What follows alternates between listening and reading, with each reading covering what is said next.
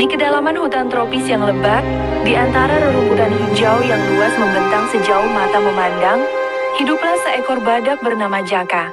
Jaka bukanlah badak sembarangan. Kulitnya yang tebal dan keriput menyimpan banyak cerita, dan matanya yang sayu memancarkan kebijaksanaan yang jarang dimiliki makhluk lain di hutan itu.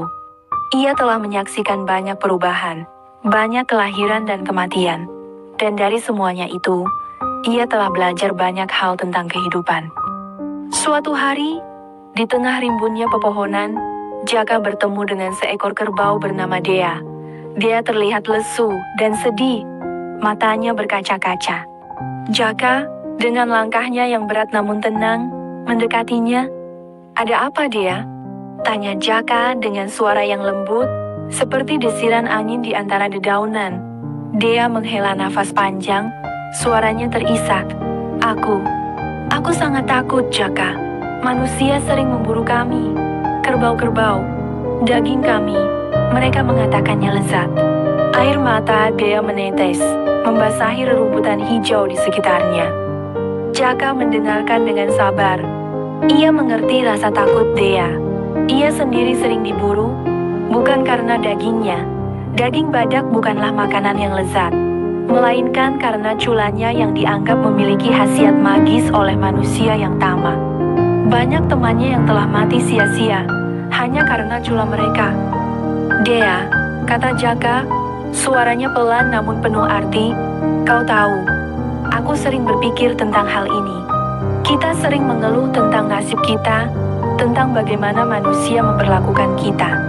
Aku pun sering merasa sedih, merasa bahwa hidupku tak lebih dari sekadar perburuan yang tak berujung. Mereka memburu kita, badak, hanya untuk culanya. Cula yang tak berguna bagiku, yang hanya membuatku menderita." Jaka berhenti sejenak, merenungkan kata-katanya. Ia memandang Dea dengan tatapan yang penuh pengertian. "Tapi Dea," lanjut Jaka, "kau harus tahu, kau beruntung.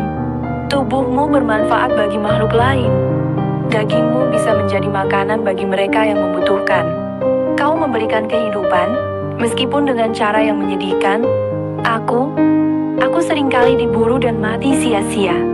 Culaku diambil, tubuhku ditinggalkan membusuk. Tidak ada yang mendapatkan manfaat dari kematian seorang badak selain para pemburu yang rakus." Dea terdiam, merenungkan kata-kata Jaka.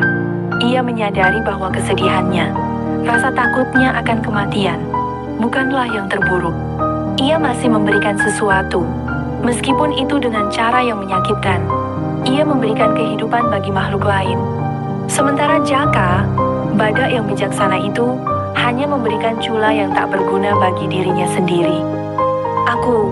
Aku mengerti, Jaka," kata Dea. Suaranya masih bergetar, tetapi tidak lagi dipenuhi kesedihan yang mendalam. "Aku masih beruntung. Meskipun aku takut, aku masih memberikan sesuatu pada dunia ini." Sejak hari itu, Dea tidak lagi merasa begitu sedih. Ia menerima nasibnya, dan ia belajar untuk menghargai kehidupan, meskipun dipenuhi dengan ancaman dari manusia yang tamak.